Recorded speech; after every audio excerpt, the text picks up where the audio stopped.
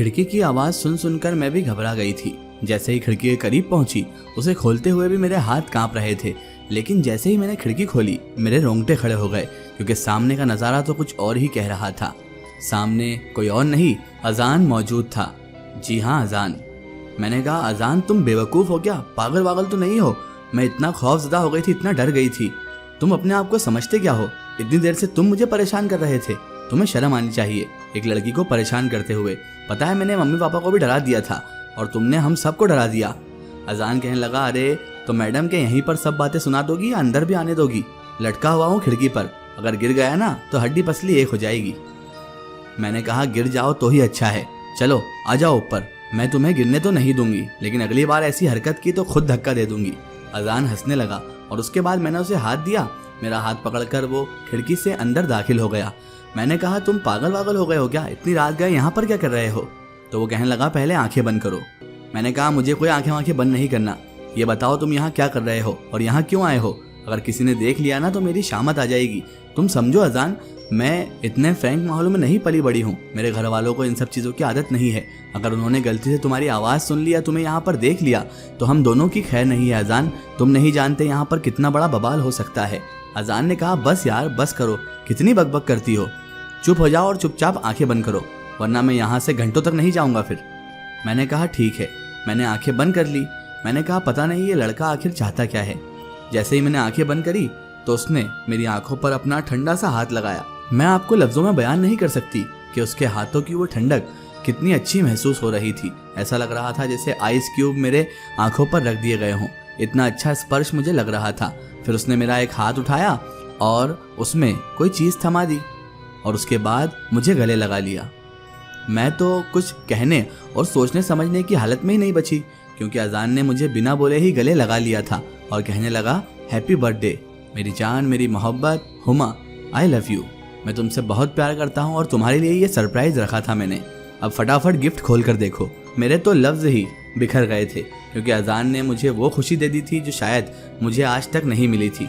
इस तरह रात को इतना रिस्क लेकर किसी लड़की के घर जाना और फिर उसके कमरे तक पहुंचना और उसके बाद उसे हैप्पी बर्थडे विश करना, ऐसा तो मैंने अपने जीवन में कभी नहीं सोचा था कि मेरे साथ होगा। ये तो सिर्फ फिल्मों में ही मैंने देखा था। लेकिन आज मेरे रब ने मुझे ये खुशी अता कर दी थी। अजान के रूप में मुझे ऐसी खुशी मिली थी कि मैं आज तो हक्का बक्का रह गई थी कि अजान ने ये क्या कर दिखाया। और वाकई में मैं खुशनसीब महसूस कर रही थी कि मुझे इतनी मोहब्बत करने वाला कोई शख्स मिला। मैंने उसे अपने से अलग किया और नीचे मुंह कर खड़ी हो गई, क्योंकि मुझे अब शर्म आ रही थी। आखिर मैं भी एक लड़की ही थी। भले ही मैं उससे मोहब्बत करती, रोज बात करती थी, लेकिन ये एक्सपेक्टेशन तो मुझे भी नहीं थी कि वो मुझे झट से गले लगा लेगा और इस तरह बर्थडे विश करेगा। मैं नीचे मुंह करके खड़ी थी तो उसने अपने हाथ से मेरा सर ऊपर किया और कहने लगा, मैंने कुछ गलत कर दिया हुमा क्या? अगर गलत किया हो तो मुझे माफ करना, मुझसे कंट्रोल नहीं हुआ। आज तुम्हारे लिए इतना बड़ा दिन था तो मैं अभी इतनी रात गए आ गया। मैं चाहता था तुम्हें सरप्राइज दूं, तुम्हें ऐसा तोहफा दूं कि तुम जिंदगी भर उसे याद रहो, चाहे मैं रहूं या ना रहूं। जैसे ही उसने ये बात कही तो पता नहीं क्यों मुझे बहुत तकलीफ हुई। मैंने उसके लबों पर अपना हाथ रख दिया और पता नहीं कैसे मेरी आंखों से आंसू जारी हो गए।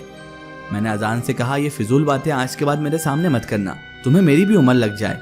अजान कहने लगा, अरे तुम्हारी उम्र लेकर मुझे क्या बुढ़ा होना है? वैसे भी मैं 200-250 साल जी चुका हूँ, अब क्या मुझे 400-500 साल जीना है जो तुम्हारी भी उम्र ले लूँ? मैंने कहा, तुम भी ना पागलों जैसी बातें करते हो। उसके बाद वो कहने लगा, अच्छा एक काम करो, गिफ्ट तो खोलकर देखो, तुम्हें कैसा लगा? मैंने कहा, ठीक है, अब तुम्हारे सामने ही खोलूँ, तुम्हारे जाने के बाद खोल लूंगी। अजान कहने लगा, नहीं ऐसा नहीं होता है, मैंने तोहफा दिया है, मेरे सामने खोलो और मुझे जो भी कैसा भी लगा हो वो सामने जवाब दो। मैं सुनना चाहता हूँ कि तुम्हें गिफ्ट कैसा लगा। मैंने कहा, ठीक है। मैंने गिफ्ट के ऊपर का रैपर हटाया।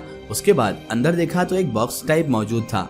मैंने अंदेशा तो लगा लिया था कि इसमें या तो नेकलेस होगा या रिंग होगी, लेकिन खोलकर देखना भी जरूरी था, क्योंकि अजान तो बिल्कुल घोड़े पर सवार होकर आया था और कह रहा था, गिफ्ट खोले जाओ। इसलिए मैंने गिफ्ट खोला और खोला तो मेरी आंखें दंग रह गई। अंदर मेरी सोच के मुताबिक गिफ्ट तो था, लेकिन इतना नायाब, इतनी कीमती और इतनी खूबसूरत अंगूठी मुझे मिलेगी ये मैं नहीं जानती थी। मैंने उसे देखा तो मैं देखते ही रह गई। अजान मुझे हिलाकर पूछने लगा, अरे बताओगी भी कि अंगूठी कैसी लगी है या इतनी बुरी लगी है कि तुम्हारे पास अल्फाज नहीं है? मैंने कहा, अजान तुम नहीं जानते, तुमने मुझे आज कितनी खुशी दी है।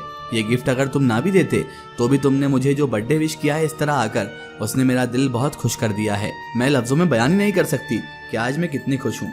वाकई तुम मेरे लिए खुदा का एक तोहफा ही हो।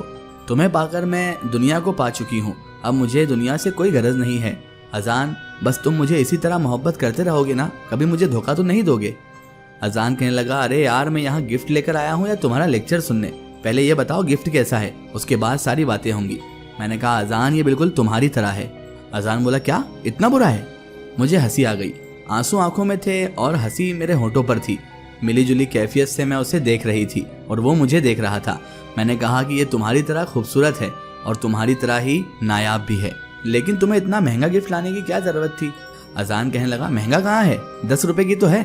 मैंने कहा, अजान तुम्हें झूठ बोलते भी नहीं आता है, मैं भी जानती हूँ कि इतनी महंगी रिंग कितने रुपए की होगी। मैं क्या कभी ज्वेलरी शॉप नहीं गई? मुझे भी पता है। वैसे एक बात बताओ, ये तुमने ज्वेलरी शॉप से ली या फिर किसी के हाथ से उतार ली है? अजान ने बच्चों जैसा मुंह बना लिया और कहने लगा, नहीं नहीं, चोरी करके भाग कर लेके आया हूँ। अब पुलिस आती ही होगी, फिर हम दोनों साथ में जेल चलेंगे। उसकी ये नादानी और ये बचपना देखकर मुझे हंसी आ गई। कहने लगा, हंसो हंसो, मुझे पता था तुम्हें ये गिफ्ट पसंद नहीं आएगा, इसीलिए मैं सोच रहा था कि कुछ और ले आऊं, लेकिन उस दुकान में कुछ और मिला ही नहीं इतना खूबसूरत जितना मुझे ये लगा।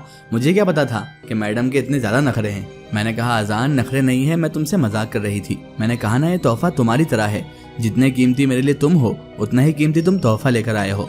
इतनी खूबसूरत, इतनी नायाब और इतनी बेशकीमती अंगूठी मैंने अपनी जिंदगी में कभी पहनी नहीं है, इसलिए मैं तुमसे पूछ रही हूँ कि इतना महंगा गिफ्ट लाने की क्या जरूरत थी? अजान बोला, मेरी जान, तुमसे महंगा इस दुनिया में कुछ भी नहीं है।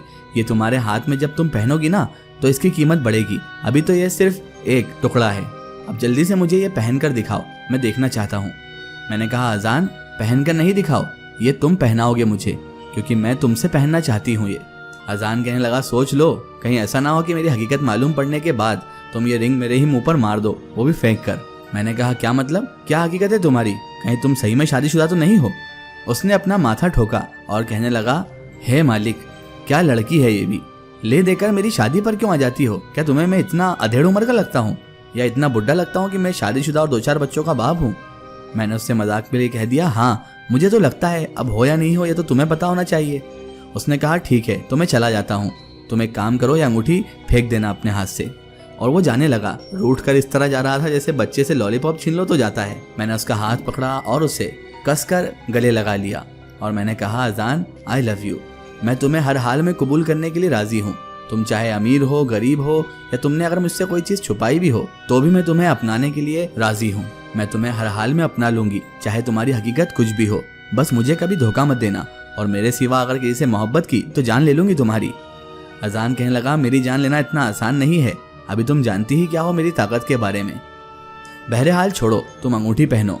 अजान ने फिर अपने हाथ से मुझे अंगूठी पहनाई और मुझे गले लगा लिया, और उसने एक चौंका देने वाला काम यह भी किया कि जैसे ही मैं गले लगकर उससे अलग हटी तो उसने मुझे करीब खींचा और मेरी पेशानी पर मुझे एक प्यारा सा किस दे दिया।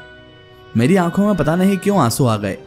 जिंदगी में कभी सोचा नहीं था कि कोई इतना मोहब्बत करने वाला सपनों का शहजादा मिल जाएगा।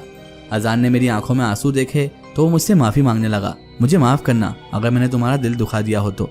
अब से मैं तुमसे दूर रहूंगा, अगर तुम चाहो तो ही करीब आऊंगा मैं, इसलिए रो मत, मैं तुमसे अब दूर रहूंगा। मैंने कहा, ऐसा नहीं है पागल, तुम नहीं जानते, तुमने मुझे वो खुशी दे दी है कि मैं अपने आप को पता नहीं क्या समझने लग गई हूँ। ऐसा लगने लगा है जैसे मेरे सारे सपने सच होने लगे हैं, मैं सपनों में जी रही हूँ। अजान, तुम नहीं जानते, ये सब मैंने सिर्फ सोचा ही था कि कभी मेरी जिंदगी में ऐसा होगा भी या नहीं, ये नहीं जानती थी, लेकिन आज तुमने मुझे वो सारी खुशियाँ दे दी है जो एक लड़की अपनी जिंदगी में चाहती है। और क्या चाहिए एक लड़की को? मोहब्बत करने वाला एक हमसफर ही तो चाहिए, जो उसे दिन रात चाहे, जो उसे इतना चाहे कि कोई और की गुंजाइश ही बाकी न रहे। अजान कहने लगा, तुम इंसानों का भी समझ में नहीं आता, खुश होते हो तो रोते हो, दुखी होते हो तो रोते हो, यार ये रोने का चक्कर खत्म कब होगा? उसने मुझे जैसे ही ये बात कही तो मैंने कहा, अच्छा तुम्हें हम इंसानों का समझ में नहीं आता, जैसे तुम बड़े फरिश्ते उतर कर आए हो दुनिया में।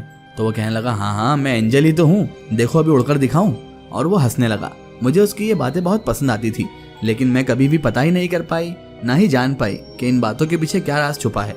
मैं तो उसके पागलपन में खुद शरीक होकर खुद भी पागल हो चुकी थी। उसकी ये बचपने वाली हरकतें और उसकी ये बचपने वाली बातें मुझे भी अब पसंद आने लगी थी।